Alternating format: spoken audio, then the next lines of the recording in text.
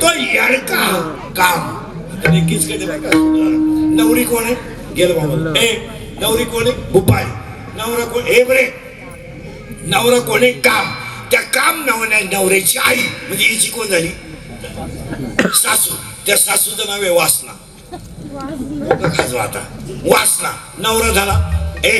नवरी झाली भुपाळी नवरा झाला काम सासू झाली वासना आणि वासना नावाच्या सासूचा नवरा म्हणजे हिचा कोण सासरा आणि त्या सासऱ्याचं नाव आहे दंब नाही किचकटे बर का आता दंब नावाच्या सासऱ्याला 4 मुली आहेत म्हणजे 4 मुली हिच्या कोण होती नंदा 4 नंदा कोणत्या आशा इच्छा कृष्णा आणि कल्पना आणि 3 ना त्या 4 जणींना 6 भाऊ आहेत म्हणजे इथे झाले दीड कोणती झाले हिला 6 क्रोध लोभ मद मत्सर अहंकार आणि ती पोरगी ह्या शरीर रूपी गावात जन्माला आली काय किचकटे पहा हे गाव आहे आता एकदा फास्ट उत्तर द्या ए बऱ्या राहू दे ते पाणी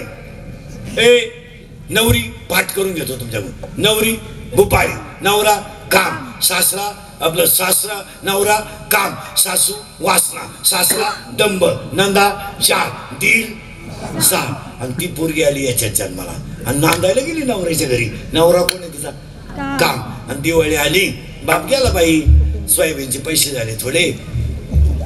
तुझ्या आईची इच्छा आहे पुरुषी गप्पा होती आणि नातू वाटे उड्या आणतीन चाल ती म्हणली बाबा त्यांना विचारा त्यांना म्हणजे नवऱ्याला जावई बा मुलगी पाठवा काय मामा माझं काय चालत या घरात मी 9वी पासून तुमच्या पुरीच्या शब्दाच्या पुढे नाही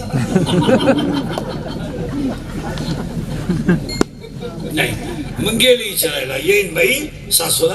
येईन बाई मुलगी पाठवा काय आहे बुवा दारातली कुत्रीन घरातली मी सारखीच ती वाटेव बुकती मी घरात बुकती कोण मग सासऱ्याला विचारलं येई बुवा मुलगी पाठवा अहो काय करता मी तर वाक्यातला आहे मला कोण विचारित मुलगी पाठवीत नाही म्हणून बापाला वाईट म्हटलं आणि बाप गेला जवळ पोरीच्या आणि महिला मंडळ कधी ध्यानात ठेवा मुलगी जर बापांना आणायला गेल्यावर पाठवली नाही तर बाप रडत नाही पण हृदयाला जखम झाल्याशिवाय तो जातो अशी मुलीला मिठी मारतो रडते डोळ्याचं पाणी पुसा का अगं माझं काही नाही ग पण आईची इच्छा होती तुझ्या दुपार भर पोराने मुडी आणल्या असत्या तुझ्या आईचे तुझ्या गप्पाही झाल्या असत्या मी तर आता तुला भेटलोय मग तुम्ही माझ्या दारात येऊन रडता का अगं माझी इच्छा होती तुला न्यायची बाबा डोळ्याचं पाणी पुसा बाबा माझ्या दारात येऊन तुम्ही रडले ना बाबा हा माझा अपमान नाही तुमचा अपमान आहे अगं पण का बाबा तुम्हाला माझ्या दारात येऊन रडायची वेळ आली ना याला मी जबाबदार नाही तुम्ही जबाबदार का बाबा तुम्ही जर एवढ्या सुंदर शरीरात माझं लग्न काम नावाच्या नवऱ्याशी करून दिलं नसतं तर तुम्हाला माझ्या दारात रडायची वेळच आली नसती तुमच्या डोळ्यातलं पाणी पुसा माझ्या दारात तुम्ही रडायचं नाही अगं पुरी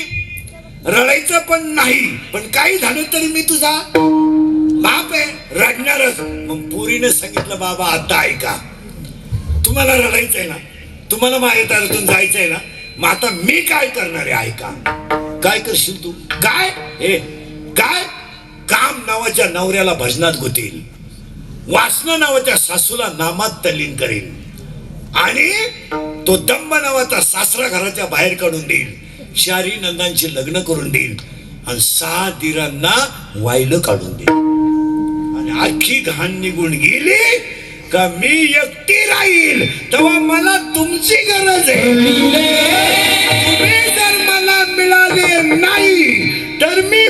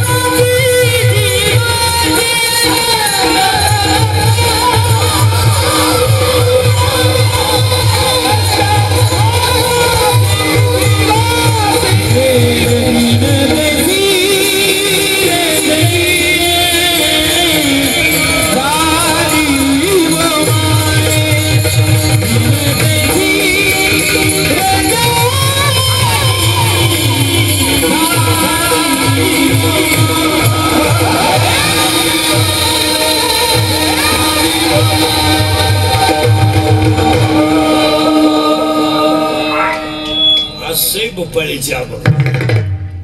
तुम्ही का नाही आयुष्यभर काकडा केला तुम्ही असं कधी विचार केला का एवढं अवघड असं आपले हरिपाटन का हे सप्त्याचे जे हरिपाठ आहे ना हे आमटीच्या वासावर अवलंबून बस आमटी उकळली का भजनांना उत आला आणि ह्या गायक वादकाने त्या हरिपाठाचा पार ऑर्केस्ट्रा केला मी इतकं वाईट वाटत मला आता हे पार खेळ केला त्या हरिपाठाचा खेळ पाया पडून सांगतो हरिपाठाचे 27 अभंग कधी नाचून म्हणू नका नीट ऐका हे हरिपाठाचे 27 अभंग कधी नाचून म्हणू नका 27 अभंग उड्या मारून म्हणू नका आणि अश्लील चाली लावून म्हणू नका कारण 27 अभंग संप्रदायाचा आत्मा आहे 27 अभंग एकदम शांत म्हणावेत देवाची द्वारी ते ज्ञानदेवा इथं तिथून पुढे तुम्ही एक बारूड म्हणा गवळण म्हणा काय तेवढ्या घालायचं तुम्हाला का तसंच झालंय मला त्या भागवत कथांमध्ये तो कृष्ण जन्माला आला हा मांडव उड्या आणतो आता काय तरा झाली बा काय बायान गडी राधे राधे काय राधे काय अरे काय तुम्ही ते काय देवाचं काय चाललंय काय त्याला काय हे बा मध्ये तुम्हाला चाली आहे प्रमाण आहे एखादी गवळण म्हणा तो कृष्ण जन्माला आला तिकडे त्या वसुदेवाची काय अवस्था त्या देवकीची काय अवस्था आणि तुम्हाला काय मांडवात होत आलाय बाबाने आपलं तू उपरणं राहतं गळ्यात राधे राधे उघडाच राहतो उपरी बिपरी राहते नाही तर जवळजवळ उघडात राहतो त्यानं ते असं करायचं ते कॅशिओ फिशिओवाली ते तर त्यांना टोप्या नाही माळा नाही काय नाही त्यांचं त्यांनाच पटत होते कपडे तरी घालतात नशीब काय आणि त्याने ते ऑर्गन वाजवायचं मग हा मांडव पिसाळला राधे राधे राधे राधे पाळणावर पैसे दिले बाबा निघून गेला ना कृष्ण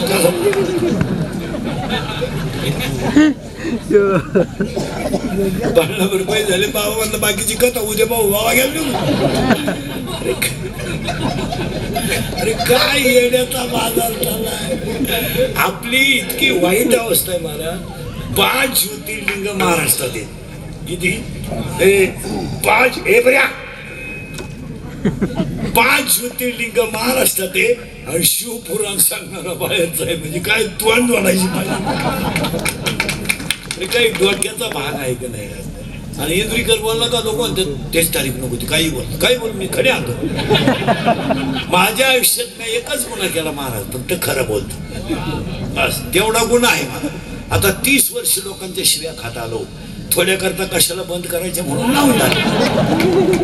अजून 2 वर्ष आयुष्य 30 गेले आता 31वा लागेल दत्त जयंतीला बाबा झाला